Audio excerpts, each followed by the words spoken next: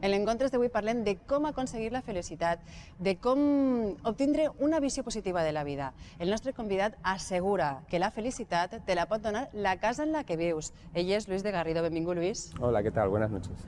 Luis és el màxim exponent de l'arquitectura sostenible en este moment a Espanya. Com pot una casa atraure, fomentar la felicitat? Una cosa que tots ansiem, no?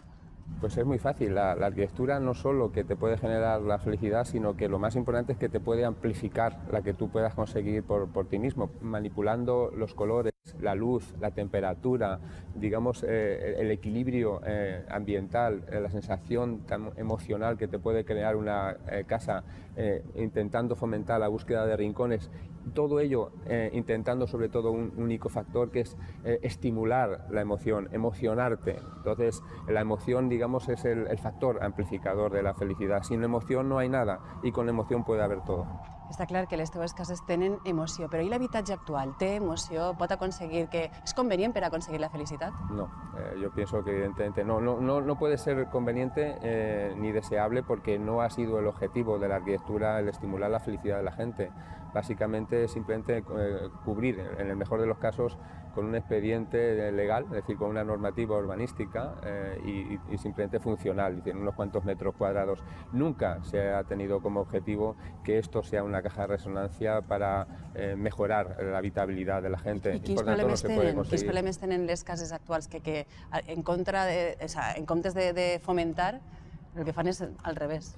Pues precisamente por eso el objetivo sobre todo del objeto construido actual es conseguir dinero. Entonces es la herramienta más fácil y segura de conseguir dinero o de perderlo, fíjate en la situación en la que estamos.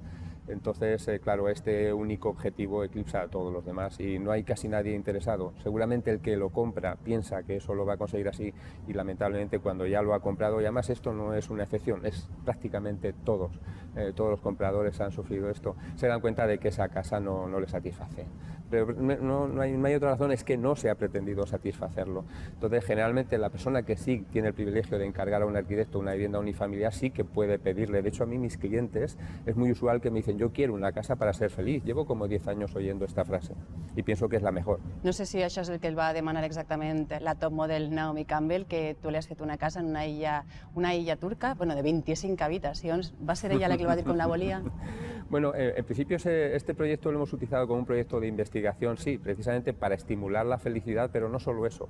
El proyecto también era modélico porque pretendíamos, junto con otros proyectos que actualmente estamos haciendo, mostrar una vivienda completamente integrada en la naturaleza, porque esta es una condición básica. Si no, la arquitectura no se integra en el entorno natural, difícilmente puede estimular la felicidad. Entonces queríamos hacer una arquitectura perfecta, desmontable, con un ciclo de vida infinito, autosuficiente en agua, en energía, en alimentos, etcétera, y que por supuesto que tuviera otras razones para fomentar, por supuesto, la felicidad. Y no solo, el problema es que no solo es de la persona que habita el edificio, sino también del que la ve, del que ve el edificio y sobre todo el que lo diseña el edificio. Tens tota la raó, perquè sí, esta casa és espectacular, que és com en forma d'ull, d'una deïtat, i la teva és fantàstica.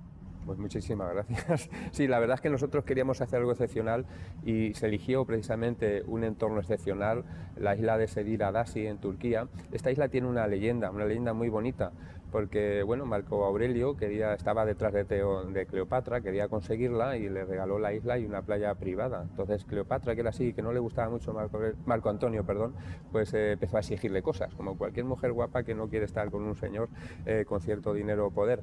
Entonces empezó a pedirle, y una de las cosas es que ella solo podría estar en Egipto y solo podía pisar arena egipcia.